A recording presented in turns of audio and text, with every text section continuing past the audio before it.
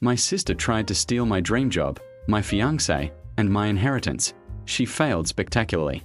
I'm still reeling from everything that's happened, and I honestly don't know where to begin.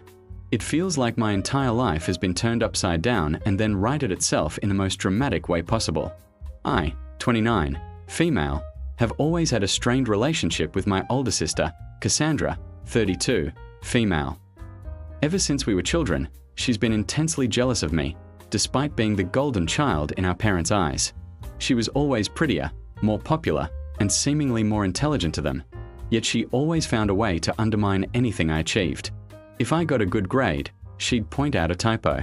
If I won a competition, she'd claim I cheated.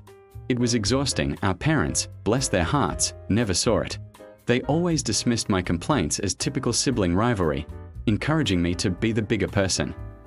This often meant letting Cassandra get her way or excusing her bad behavior. As we grew older, her jealousy evolved from childish antics into something far more insidious. She'd sabotage my relationships, accidentally delete my school projects, or spread rumors about me.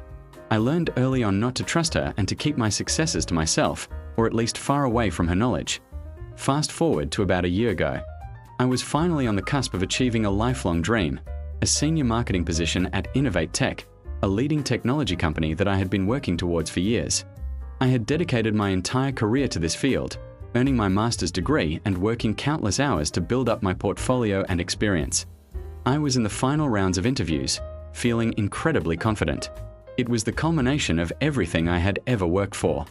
I even had a verbal offer on the table, just waiting for the formal paperwork to come through to the same time. My fiancé, Mark, 30, male, and I were planning our wedding. We'd been together for 5 wonderful years, and he was my rock, my best friend, and the only person who truly understood the complexities of my family dynamics. He knew about Cassandra's past behavior and had always been incredibly supportive, often acting as a buffer between us during family gatherings. He was an amazing man, kind, thoughtful, and incredibly handsome. The final piece of this complicated puzzle was my grandmother, a formidable woman named Eleanor.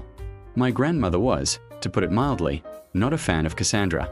She saw through Cassandra's manipulative charm from a young age and always championed me, often telling me I was the only one with true grit in this family. She had a significant estate, and while she was still alive and well, she had made it clear that she intended to leave the majority of her inheritance to me, knowing that Cassandra would likely squander it on frivolous things. This was an open secret within the family, and it was a source of immense resentment for Cassandra, who believed she was entitled to everything. So, here's where the drama truly begins. I was ecstatic about the job offer at Innovate Tech.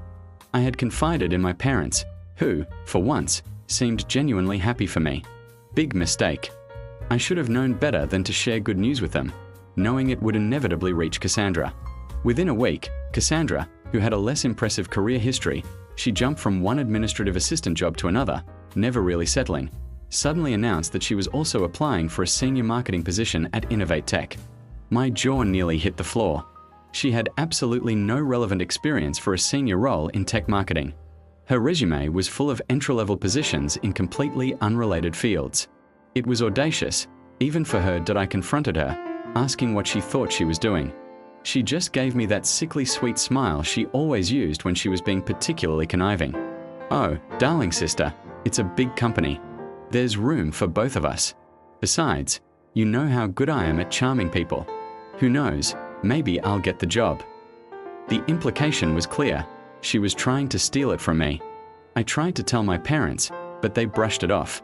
"She's just trying to be like you," my mother said. "You should be flattered." Flattered. I was furious. I tried to warn the hiring manager at Innovate Tech, subtly mentioning that I had a sibling applying who might not be the best fit, but I couldn't outright badmouth her without sounding unprofessional. I just hoped they would see through her. And they did, to an extent. They called me back a few days later, confused, asking why my sister's resume had so many discrepancies.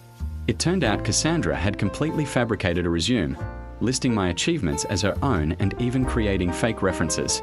She had tried to impersonate me in the initial phone screening, hoping to get further along in the process using my qualifications. The hiring manager was appalled, and thankfully, Cassandra was immediately disqualified and blacklisted from the company. Innovate Tech extended the formal offer to me, complete with a fantastic salary and benefits package. I accepted immediately, feeling a huge wave of relief. This was the first victory against Cassandra in a long time, and it felt incredibly sweet, but Cassandra wasn't done. Oh no, not by a long shot. The next target was Mark. Our wedding was set for 6 months later, and we were deep into planning. Mark and I had been living together for a year, and our relationship was solid. He was attentive, loving, and always made me feel cherished. Cassandra, however, seemed to have developed an unhealthy fascination with him. She would find excuses to call him, often when I wasn't around, under the guise of wedding planning questions. She'd show up at our apartment unannounced, bringing over baked goods or claiming she needed help with something minor. It was annoying, but I dismissed it as her usual attention-seeking behavior. Then, things escalated. I started noticing Mark becoming more distant, distracted. He was spending more time on his phone, often excusing himself to take calls in another room. When I asked him about it, he'd get defensive, saying it was work stuff or a friend with problems. I trusted Mark implicitly, but a tiny seed of doubt began to sprout. I tried to ignore it, focusing on my new job and wedding plans, but the feeling lingered. One evening, Mark came home unusually late, claiming he'd been stuck at work. He seemed nervous, avoiding eye contact. My gut screamed that something was wrong. Later that night, while he was in the shower, his phone buzzed with a text message. Normally, I would never snoop, but my anxiety was through the roof. I saw the notification on his lock screen, a message from Cassandra. It simply said, "Missing you already. Can't wait for next time." My blood ran cold. My heart pounded in my chest. I unlocked his phone, my hand shaking, and scrolled through their messages. There it was, undeniable proof. A long string of flirtatious texts, secret meetups, and outright confessions of feelings. She had been actively pursuing him, and he had been reciprocating. They had been meeting for coffee and drinks that had turned into much more. He had been having an emotional and physical affair with my sister, my own fiancé. Just months before our wedding, I felt like I had been punched in the stomach. The world spun. The betrayal was so profound, so absolute, I could barely breathe. Mark came out of the shower, towel wrapped around his waist, humming a tune. He saw my face, saw his phone in my hand, and his eyes widened in horror. "Sarah, wait, I can explain," he stammered. "Explain what, Mark?" I said, my voice dangerously calm, though I felt anything but. "Explain how you're sleeping with my sister? Explain how you've been lying to me for months? Explain how you could do this to me, to us, when we are supposed to be getting married?" He pleaded, he begged, he tried to rationalize.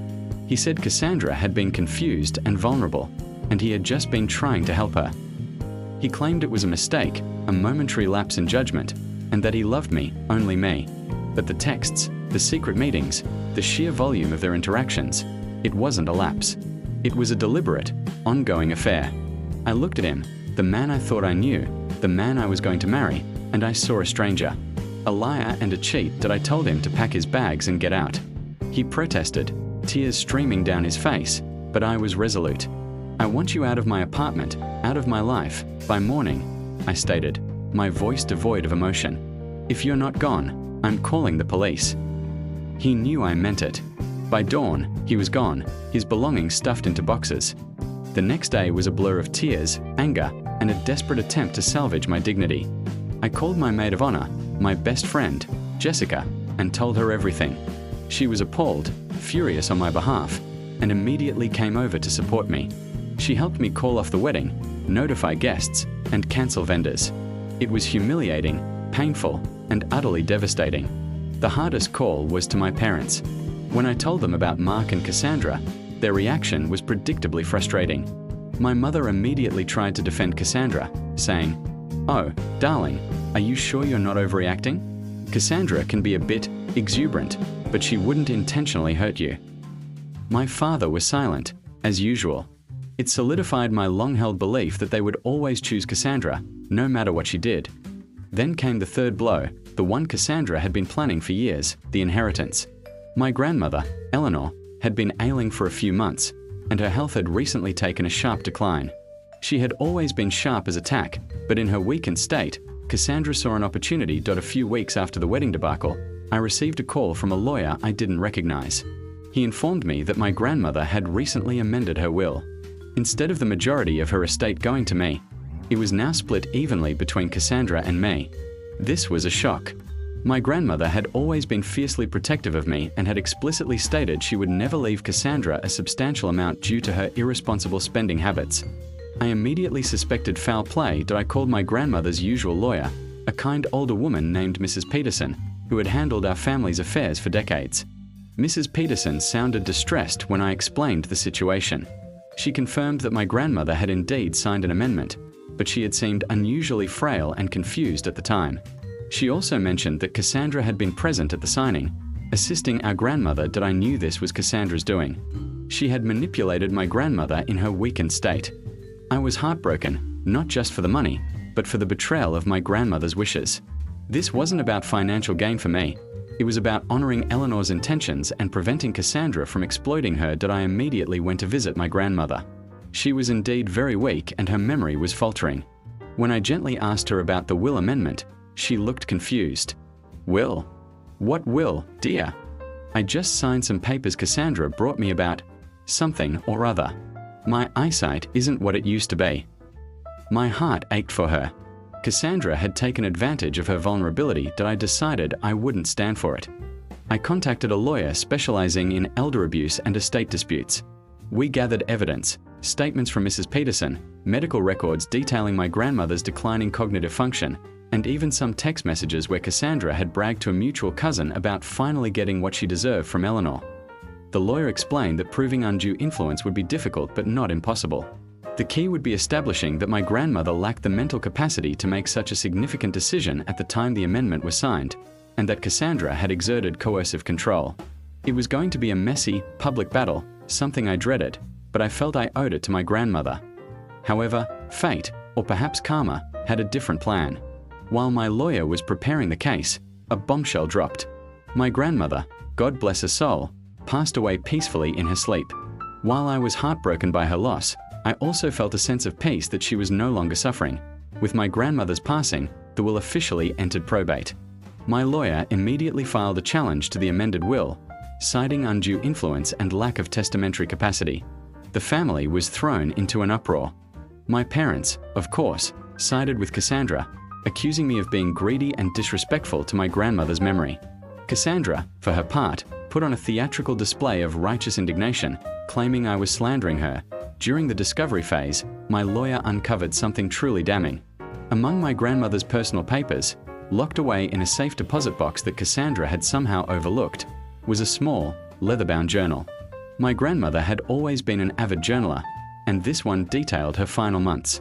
In it, she had meticulously documented Cassandra's relentless badgering, her constant demands for money, and her attempts to isolate Eleanor from me and other family members.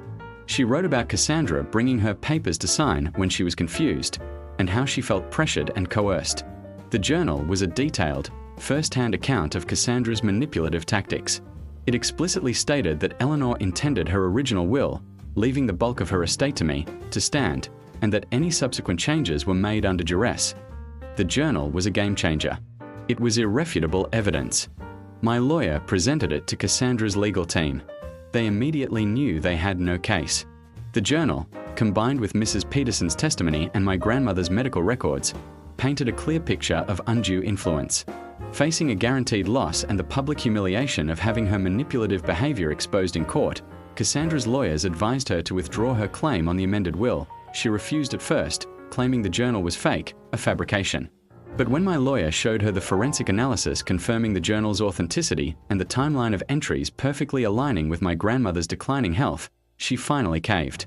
The amended will was invalidated, and my grandmother's original will, leaving the vast majority of her estate to me, was upheld that I felt surreal.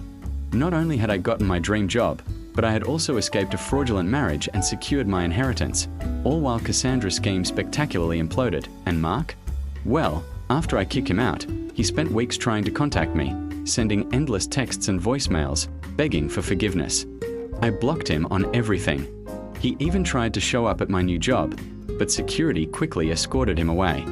I heard through the grapevine that Cassandra, furious that he hadn't secured her any part of my inheritance, which he apparently thought he would somehow do by being with me, had completely cut him off. He lost his job shortly after, apparently due to poor performance and repeated absences, likely related to his secret meetings with Cassandra. He's now struggling to find work and is living with his parents. A fitting end for a cheat and a coward, Cassandra, on the other hand, is a pariah. The family knows about the job sabotage, the affair, and now, thanks to the will dispute, her manipulative behavior towards our grandmother. My parents, who had always blindly supported her, finally saw her for what she truly was. The journal entries were too damning, too specific, to ignore. Even they couldn't defend her anymore. They're deeply ashamed and have started to apologize to me, acknowledging how much I've suffered because of her. It's a bit late, but I appreciate the sentiment, I suppose. Cassandra is now ostracized, not just by our family, but by most of our mutual friends. Her reputation is in tatters. She's isolated, bitter, and entirely alone. She lost a shot at my dream job, she lost a chance with my fiancé, who she thought would be her ticket to wealth, and she lost any claim to my grandmother's inheritance. Everything she tried to steal from me has backfired spectacularly on her, and I'm still processing everything. It's been an incredibly painful and stressful few months, but I feel like I've finally emerged from a long, dark tunnel. I have my amazing new job, I'm free from a toxic relationship, and I'm financially secure, all thanks to my brilliant grandmother's foresight. I'm focusing on my career, rebuilding my life, and cherishing the genuine connections I have with people who truly care about me. It's a strange feeling to have so much drama and pain lead to such a profound sense of peace and vindication. I guess sometimes the universe just sorts things out in its own dramatic way. I'm just glad I stuck to my guns and fought for what was right.